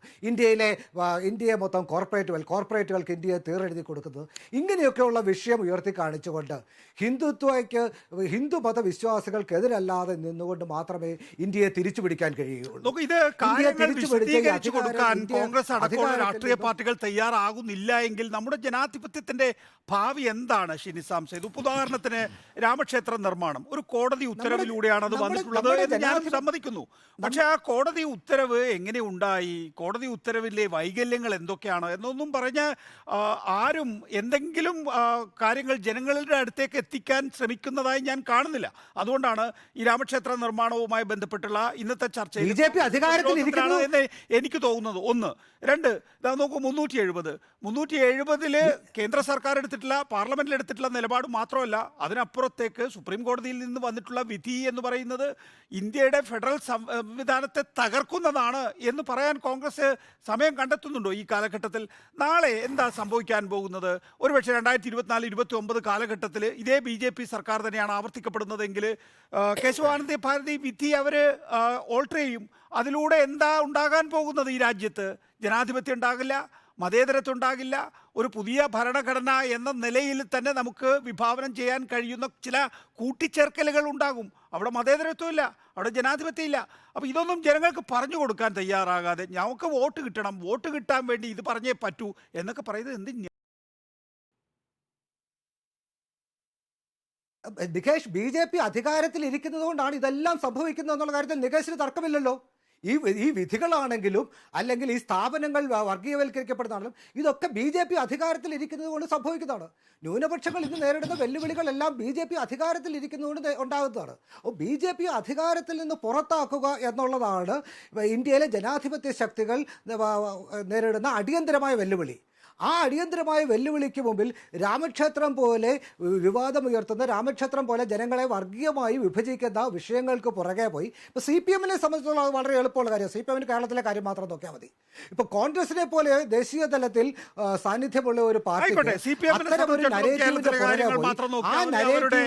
ബാക്കിയുള്ള സംസ്ഥാനങ്ങളിലെ പെനിട്രേഷൻ ഗൗരവമല്ല എന്നൊക്കെ പറയാം, അതൊക്കെ പറയാം. എന്നാലും ഒരു സംസ്ഥാന പാർട്ടിയാണല്ലോ, ഇവിടെ ഉണ്ടല്ലോ ഹിന്ദുക്കൾ.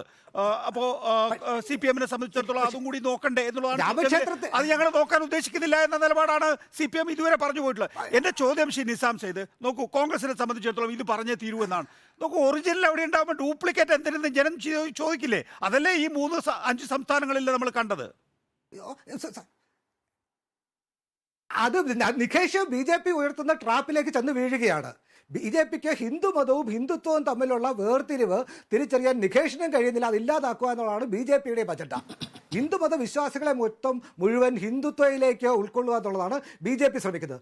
അവരെ ഹിന്ദുമതത്തിൽ വിശ്വസിക്കുന്ന എല്ലാ ആളുകളെയും ഹിന്ദുത്വയുടെ പ്രയോക്താക്കളായി മുദ്ര കുത്തുക എന്നുള്ളതാണ് കമ്മ്യൂണിസ്റ്റ് പാർട്ടിയും വർഗീയതയോ അല്ലെങ്കിൽ താങ്കൾ പറയുന്ന ഹിന്ദുത്വയാണ് എന്ന് തെറ്റിദ്ധരിക്കുന്നിടത്ത് നമ്മൾ പരാജയം തുടങ്ങുന്നു എന്നുള്ളതാണ്. ശരി, ഞാൻ ഒരു ഇടവേളയിലേക്ക് പോവുകയാണ്. വളരെ വേഗത്തിൽ തിരികെ എത്താം. നിങ്ങളൊക്കെ പറയുന്ന അഭിപ്രായം മാത്രമേ ഞാൻ എടുക്കുന്നുള്ളൂ. ഞാൻ എൻ്റെതായിട്ടുള്ള സ്വതന്ത്ര ഒരു ചോദ്യം ചോദിക്കുന്നില്ല. അതുകൊണ്ട് എല്ലാവരും സമയത്തിൽ ചുരുങ്ങുക. കുറച്ച് സമയം കൂടി നമുക്ക് ബാക്കി. അഡ്വക്കേറ്റ് ബി ഗോപാലകൃഷ്ണൻ, ഈ രാമക്ഷേത്രത്തിനായി ഇന്ത്യയെ കീറി മുറിച്ചത് LK അദ്വാനി, മുരളി മനോഹർ ജോഷി, ഉമാഭാരതി, കല്യാൺ സിംഗ് തുടങ്ങിയവരൊക്കെയാണ്. BJPയുടെ ഏറ്റവും സജീവമായ കമ്മിറ്റിയാണല്ലോ മാർഗനിർദ്ദേശ മണ്ഡൽ. ഈ മാർഗനിർദ്ദേശ മണ്ഡലിലെ LK അദ്വാനിയും മുരളി മനോഹർ ജോഷിയും ഒക്കെ ഈ ചടങ്ങിൽ പങ്കെടുക്കുന്നുണ്ടാകുമോ? അതോ വെറും മോഡിയുടെ ഫുൾ ഫിഗർ മാത്രമായിരിക്കുമോ?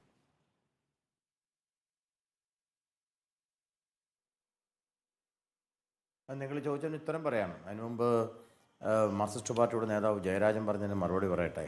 അദ്ദേഹം പറഞ്ഞു, ഇങ്ങനെ ദൈവം എന്ന് പറഞ്ഞിട്ട് ഇങ്ങനെ കൊണ്ടു നടക്കുന്നതൊക്കെ വലിയ ദോഷമാണ്, ദൈവം എന്ന് പറഞ്ഞിട്ട് അത് ദൈവത്തോട് താല്പര്യവുമില്ല എന്നൊക്കെ അദ്ദേഹത്തോട് പറഞ്ഞു. നിങ്ങളാണ് ഈ തട്ടിപ്പൊക്കെ ചെയ്യുന്നത് ജയരാജ. നിങ്ങളുടെ സീതാറാം യെച്ചൂരിയുടെ പേരെന്താ? സീതാറാം. ആരാ ഈ സീതാറാം? രാജ്യത്തിൻ്റെ സംസ്കാരമാണ് കുടുംബത്തിൻ്റെ പേരായി വരിക, ആളുകളുടെ പേരായി വരിക. അതൊരു പാരമ്പര്യത്തിൻ്റെ ഭാഗമാണ്. ഒരു കാര്യം ചെയ്യുക, സീതാറാം എന്നുള്ള പേര് മാറ്റ്. വല്ല ഹാ ഖൂങ് ഖിങ് എന്ന ചൈനയുടെ പേരിടാൻ പറ. പാരമ്പര്യത്തിനോടും സംസ്കാരത്തോടും താല്പര്യമില്ലെങ്കിൽ, അതൊക്കെ ദൈവത്തിൻ്റെ നാമങ്ങൾ, അത് കൊണ്ടു നടക്കുന്നത് ശരിയല്ല എന്നുണ്ടെങ്കിൽ അദ്ദേഹത്തിൻ്റെ പേര് മാറ്റാൻ പറ. ഫെഡറിക് ആംഗൽസ് എന്നോ കാറൽ മാർക്സ് എന്നോ കിട്ടോളം പറ. സീതാറാം യെച്ചൂരി എന്ന് പറഞ്ഞു നടക്കുക. പക്ഷെ ആ പേര് പറയുന്നതിനെ അതിൻ്റെ സംസ്കാരത്തെയും എതിർക്കുക. അതൊരു മാന്യതയല്ല. അതാണ് നിങ്ങൾ ചെയ്യുന്നത്. ക്ഷേത്രങ്ങളായ ക്ഷേത്രങ്ങൾ മുഴുവൻ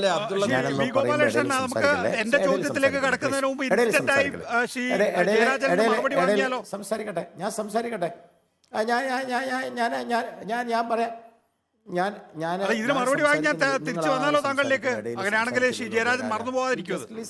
ബാക്കി ആൾക്കാർ പറയുന്നത് കേൾക്കൂ.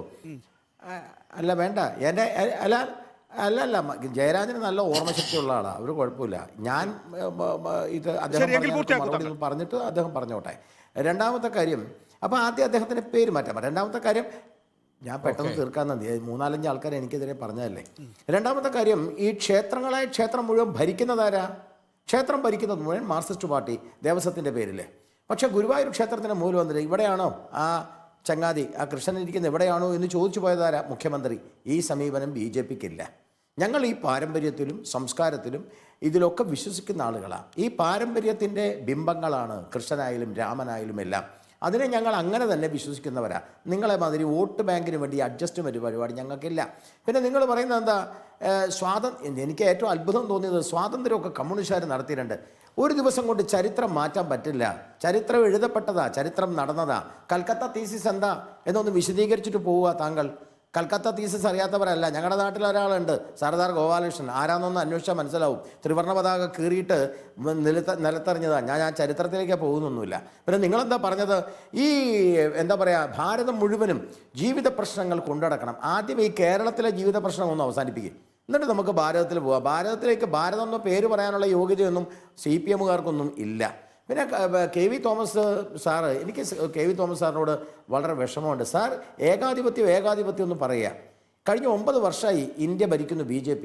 ഒരു ഏകാധിപത്യവും ഇല്ലല്ലോ. താങ്കൾ സുഖമായിട്ട് ജീവിക്കല്ലേ? താങ്കളാണ് ഏകാധിപതി. താങ്കൾക്ക് ജീവിതം മുഴുവനും ആ കോൺഗ്രസ്സുകാർ സകലതും തന്നു. എന്നിട്ട് ജീവിതത്തിൻ്റെ അവസാന കാലഘട്ടത്തിൽ എന്തോ ഒന്നും തന്നില്ല എന്ന് പറഞ്ഞ് ഇട്ടിട്ട് താങ്കളുടെ സൗകര്യമുള്ള സ്ഥലത്തേക്ക് പോയ താങ്കളല്ലേ ഏകാധിപതി? അല്ലാതെ BJP ആണോ? BJPയുടെ ഒരു നേതാക്കന്മാർ അങ്ങനെ പോവില്ല. BJPയുടെ നേതാക്കന്മാർ ജീവിക്കുന്ന സ്വന്തം പോക്കറ്റിലേക്കല്ല, സ്വന്തം കാര്യത്തിനല്ല. BJPയുടെ നേതാക്കന്മാർ ജീവിക്കുന്നത് രാജ്യത്തിന് വേണ്ടി, രാഷ്ട്രത്തിന് വേണ്ടിയിട്ടാണ്. പിന്നെ നമ്മുടെ നിരീക്ഷകൻ പറഞ്ഞ ഒരു കാര്യമുണ്ട്. സാർ, ഞാനൊരു കാര്യം പറയാം വിനീതനായിട്ട്. സ്റ്റേറ്റും രാജ്യവും രണ്ടാണ്. രാജ്യവും നാഷനും, സ്റ്റേറ്റും നാഷനും രണ്ടാണ്. രാജ്യത്തിന് ഇംഗ്ലീഷ് പദമാണ്, അത് KV തോമസ് സാർ ഉപയോഗിച്ചതാണ്. ഇവിടെ ഒരിക്കലും രാജ്യം ഉണ്ടാക്കാനായിട്ട് ആരും ശ്രമിക്കില്ല. രാജ്യമെന്ന് പറഞ്ഞാൽ സ്റ്റേറ്റാണ്, നാഷൻ എന്ന് പറഞ്ഞാൽ കൾച്ചറാണ് ബേസ്. നാഷനിൽ നിരവധി ഗവൺമെൻറ് ഉണ്ടാവും. ഞാൻ ചോദിക്കുന്നത് കോൺഗ്രസ് അല്ലേന്ന്? സോമനാഥപുരം ക്ഷേത്രം നിർമ്മിച്ചത് ആരാ? കോൺഗ്രസ് അല്ലേ? അന്ന് ആരാ അവിടെ പോയത്? രാഷ്ട്രപതിയല്ലേ? അന്ന് പോയത് ആഭ്യന്തരമന്ത്രിയല്ലേ? ആ ക്ഷേത്രത്തിൻ്റെ നിർമ്മാണം നടന്നത് എന്നാ? സ്വാതന്ത്ര്യം കഴിഞ്ഞ ഉടനെയല്ലേ? അത്രയൊന്നും പ്രശ്നങ്ങൾ ഇപ്പൊ ഇല്ലല്ലോ. രാഷ്ട്രപതിയോട് പോകാൻ പാടില്ല എന്ന് കോൺഗ്രസിന്റെ ഏറ്റവും പ്രമുഖനായ നേതാവ് അന്നത്തെ പ്രധാനമന്ത്രി ജവഹർലാൽ നെഹ്റു ആവശ്യപ്പെട്ടിരുന്നു. ശരിയാണ്, അതൊക്കെ ശരിയാ പറഞ്ഞു. അതെ, ആവശ്യപ്പെട്ടിരുന്നു. അവിടെ നിന്നാണ് ഈ അപജയം തുടങ്ങിയത്. ഇപ്പൊ നിങ്ങൾ വേവലാതിപ്പെട്ടിട്ടോ നരേന്ദ്രമോദി ചെയ്യുന്നു, 2024 നരേന്ദ്രമോദി വരുമെന്ന് വിഷമിച്ചിട്ട് കാര്യമില്ല. അല്ല, ഞാൻ പറഞ്ഞ ഇതൊക്കെ ചെയ്യേണ്ട ആളുകൾ. മതേതരത്വം ആയിരുന്നെങ്കിൽ സുപ്രീം കോടതിയുടെ നിയമം ഷബാനു കേസിൽ മതേതരത്വത്തിൻ്റെ പേരിലാണോ സുപ്രീം കോടതിയുടെ വിധി പാലിക്കാതിരുന്നത്? ഷബാനു കേസിൽ അത് മതേതരത്വത്തിൻ്റെ പേരില അല്ല. ഇതൊക്കെ മതമാണ് വിഷയം. കോൺഗ്രസ് ആയാലും കമ്മ്യൂണിസ്റ്റ് ആയാലും മതം കൊണ്ട് നടക്കുക. സംഘടിത മതങ്ങളുടെ വോട്ട് അമ്പലത്തിൽ വന്ന് ഇവിടെയാണോ ഇയാൾ ഇരിക്കുന്നതെന്ന് ചോദിച്ചാൽ ഹിന്ദുക്കളെ ഇളകില്ല. അത് കേരളത്തിലെ ഷബാനു കേസിൽ എന്താ കോൺഗ്രസിന്റെ നിലപാട്? ഞാൻ കോൺഗ്രസിന്റെ നിലപാട് താങ്കൾ പറയുന്നത് ഞാൻ പറഞ്ഞാണ്. മതേതരത്വം അല്ല, അത് മതമാ. അല്ല, ഞാൻ പറഞ്ഞു വന്നത് അതായത്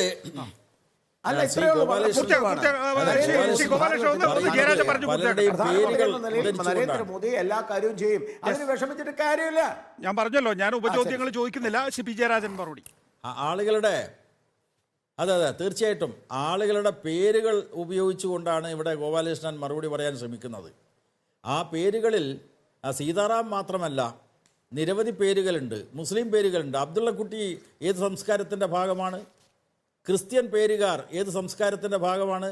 നിങ്ങൾ ക്രിസ്മസിൻ്റെ ഭാഗമായിട്ട് എല്ലാ ബിഷപ്പ് ഹൗസിലും കയറി ഇറങ്ങുകയാണല്ലോ. അപ്പൊ അതുകൊണ്ട് ഇതൊക്കെ നിങ്ങളുടെ വോട്ടിന് വേണ്ടിയുള്ള തട്ടിപ്പാണ്. അത് കൃത്യമായിട്ട് ഞങ്ങൾ തിരിച്ചറിയുന്നുണ്ട്. അത് ജനങ്ങളോട് പറയുന്നുണ്ട്. അത് ഓൾ ഇന്ത്യ തലത്തിൽ പറയാനാണ് ഇപ്പം പോളിറ്റ് ബ്യൂറോ തീരുമാനിച്ചിട്ടുള്ളത്. അപ്പോൾ ഒഴുക്കിനെതിരായിട്ട് നീന്തിയിട്ട് ശരിയായിട്ടുള്ള ആദർശത്തിന് വേണ്ടിയുള്ള നിലപാട് സ്വീകരിക്കണം. ഇവിടെ നിസാം സെയ്ദ് പറയുന്നത് എളുപ്പവിദ്യയാണ്. ആ എളുപ്പവിദ്യ കോൺഗ്രസ് സ്വീകരിച്ചോട്ടെ എന്നാണ് നിസാം സെയ്ദ് പറയുന്നത്. ആ എളുപ്പവിദ്യ കമൽനാഥ് ഉൾപ്പെടെയുള്ളവർ സ്വീകരിച്ചിട്ടുള്ള ഫലമെന്താണ് എന്ന് കോൺഗ്രസ്സുകാർ ആലോചിക്കണം. ആ എളുപ്പവിദ്യ സ്വീകരിച്ചതിൻ്റെ ഫലമായിട്ട് രാജസ്ഥാൻ പോയി, അതുപോലെ തന്നെ മധ്യപ്രദേശ് BJP വീണ്ടും ശക്തമായിട്ട് അധികാരത്തിൽ വന്നു, ഛത്തീസ്ഗഡ് പോയി. അപ്പോൾ എളുപ്പവിദ്യ കൊണ്ട് കോൺഗ്രസ് രക്ഷപ്പെടാൻ വേണ്ടി പോകുന്നില്ല. ദൃഢമായിട്ടുള്ള നിലപാടാണ് ആവശ്യം. ആ നിലപാടാവട്ടെ ഇന്ത്യൻ ഭരണഘടന ഉയർത്തിപ്പിടിക്കുന്ന മൂല്യങ്ങൾ സംരക്ഷിക്കുന്ന നിലപാടായിരിക്കണം. അതാണ് CPM-ന്റെ ഉറച്ച നിലപാട്. ആ നിലപാടിനു വേണ്ടി രാജ്യത്തുടനീളം ക്യാമ്പയിൻ എടുക്കണം. അതിൽ നിസാം സെയ്ദ് പറഞ്ഞിട്ടുള്ള ഒരു കാര്യത്തോട് ഞാൻ യോജിക്കുന്നു. ഒന്ന്, മൂർത്തമായ ജീവിത പ്രശ്നങ്ങൾ, ഇത്തരം മതവികാരപരമായിട്ടുള്ള പ്രശ്നങ്ങൾ ഊതി വീർപ്പിച്ച് അതിനെ അടിസ്ഥാനപ്പെടുത്തി വോട്ട് ബാങ്ക് ഉണ്ടാക്കാൻ സംഘപരിവാരം പരിശ്രമിക്കുന്ന അവസരത്തിൽ തൊഴിലില്ലായ്മയും വിലക്കയറ്റവും അതുപോലെയുള്ള മൂർത്തമായ ജീവിത പ്രശ്നങ്ങളുടെ മേലെ ജനങ്ങളെ ഒന്നിപ്പിക്കാനാണ് CPIM ഇന്ത്യ എന്ന പൊതുവേദിയിൽ തന്നെ കൃത്യമായിട്ട് ആവശ്യപ്പെട്ടത്. പക്ഷേ കോൺഗ്രസിന് അതിന് ദൃഢമായിട്ടൊരു നിലപാടില്ലല്ലോ. അതിന് ജനങ്ങളെ അണിനിർത്താൻ അവർ സന്നദ്ധമല്ലല്ലോ. അവർ നിസാം സെയ്ദ് പറഞ്ഞ പോലെ എളുപ്പവിദ്യയുടെ വഴിയിലാണ്. അങ്ങനെ വന്നാൽ താൽക്കാലികമായിട്ട് നമുക്ക് മുന്നേറാൻ കഴിയില്ല. പക്ഷേ ദീർഘകാല അടിസ്ഥാനത്തിൽ രാജ്യത്തിലെ ജനാധിപത്യ മതനിരപേക്ഷ മൂല്യങ്ങൾക്ക് വേണ്ടി നിലകൊള്ളുന്ന ശക്തികളുടെ യോജിപ്പ് വളർന്നുവരും. ആ വളർന്നുവരുന്ന യോജിപ്പിൻ്റെ മുന്നിൽ BJP തകർന്നടിയും എന്ന കാര്യത്തിൽ എനിക്ക് യാതൊരു സംശയവുമില്ല. അത് ഇന്നല്ലെങ്കിൽ നാളെ സംഭവിക്കാൻ വേണ്ടി പോവുകയാണ്. റൈറ്റ്. പ്രൊഫസർ KV തോമസ്, താങ്കൾക്ക് എതിരെ വ്യക്തിപരമായി അഡ്വക്കേറ്റ് ഗോപാലകൃഷ്ണൻ ഒരു പരാമർശം നടത്തിയിരുന്നു. അതിന് താങ്കൾക്ക് മറുപടി പറയാം. സ്വപ്നമായിട്ട് അത് അവശേഷിക്കും. അതിനോടൊപ്പം തന്നെ പ്രൊഫസർ KV തോമസ്, നേരത്തെ ഞാൻ ശ്രീ നിസാം സെയ്ദിനോട് ചൂണ്ടിക്കാണിച്ച വിഷയങ്ങൾ ഇപ്പോൾ 370 എടുത്തു കളഞ്ഞു. അതിനുശേഷം സുപ്രീം കോടതിയിൽ ഉണ്ടായിട്ടുള്ള വിധി കൂടുതൽ മാരകമായിട്ടാണ് ഭരണഘടനാ വിദഗ്ധരെല്ലാം തന്നെ വിലയിരുത്തുന്നത്. രാജ്യത്തിൻ്റെ ഫെഡറൽ വ്യവസ്ഥയെ തന്നെ അട്ടിമറിക്കുന്ന വിധിയായിപ്പോയി അത് എന്നുള്ളതാണ് ഫാലിയസ് നരിമാനെ പോലെ ഭരണഘടനാ വിദഗ്ധർ, മുൻ സുപ്രീം കോടതി ജഡ്ജിമാരൊക്കെ തന്നെ വിലയിരുത്തുന്നത്. അപ്പോൾ നമ്മളെ സംബന്ധിച്ചിടത്തോളം ജമ്മു കശ്മീരിൻ്റെ പ്രത്യേക അവകാശം എന്നതിനപ്പുറത്തേക്ക് നാളെ കേരളത്തിനെ വേണമെങ്കിൽ ഒരു യൂണിയൻ ടെറിട്ടറിയാക്കി മാറ്റാൻ കഴിയുന്ന ചവിട്ടുപടിയാണ്. അതായത് യൂണിയൻ ഓഫ് സ്റ്റേറ്റ്സ് എന്നല്ല, അതിനപ്പുറത്തേക്ക് യൂണിയൻ ഓഫ് യൂണിയൻ ടെറിട്ടറീസ് എന്ന നിലയിലേക്ക് ഒരുപക്ഷെ കാര്യങ്ങൾ മാറിയേക്കാം. സംഘപരിവാറിൻ്റെ ലിറ്ററേച്ചറിലൊക്കെ തന്നെയും ഇന്ത്യ ഒരു ഫെഡറൽ സംവിധാനമാകുന്നതിനെതിരായിട്ടുള്ള നിലപാടുണ്ട്. അതിലേക്കാണോ രാജ്യം പോകുന്നത് എന്ന സംശയം. രാമക്ഷേത്ര നിർമ്മാണവും ഒരു സുപ്രീം കോടതി വിധിയാണ്. ഇനി ഒരുപക്ഷെ ജനാധിപത്യം എന്നത് അല്ലെങ്കിൽ മതേതരത്വം എന്നത് പേരിനെങ്കിലും ഈ രാജ്യത്ത് നിലനിൽക്കുന്നത് കേശവാനന്ദ ഭാരതിയിലൂടെയാണ്. ഭരണഘടനയിൽ നിന്ന് അത് എടുത്തു മാറ്റാൻ കഴിയാത്ത നിലയിൽ കേശവാനന്ദ ഭാരതി വിലങ്ങുതടിയാവുകയാണെങ്കിൽ അതിനേക്കാൾ വിപുലമായ ഒരു ബെഞ്ച് സംഘടിപ്പിക്കാൻ ഇന്നത്തെ നിലയിൽ BJPക്ക് കഴിയും. അത് നാളത്തെ BJP 50% മുകളിലേക്ക് പോവുകയാണെങ്കിൽ, 303-നേക്കാൾ മുകളിലേക്ക് പോവുകയാണെങ്കിൽ അത് ചെയ്യുമെന്ന കാര്യത്തിൽ തർക്കമില്ലല്ലോ പ്രൊഫസർ KV തോമസ്. ഇപ്പോൾ രാജ്യത്തിൻ്റെ ഭാവി വളരെ വലിയ നിലയിൽ അപകടത്തിലായി നിൽക്കുമ്പോൾ യഥാർത്ഥത്തിൽ ഇന്ത്യയിലെ കോൺഗ്രസ് പാർട്ടിക്ക്, ഇന്ത്യയിലെ പ്രമുഖ മതേതര പാർട്ടികൾക്ക് എന്തെങ്കിലും ചെയ്യാൻ സാധിക്കുന്നുണ്ടോ?